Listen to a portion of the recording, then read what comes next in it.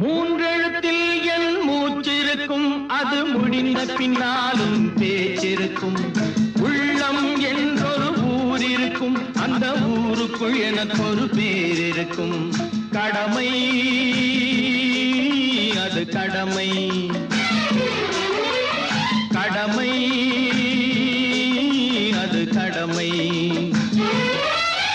அந்த மூன்றெழுத்தில் என் மூச்சிருக்கும், அது முடிந்த பின்னாலும் பேச்சிருக்கும்.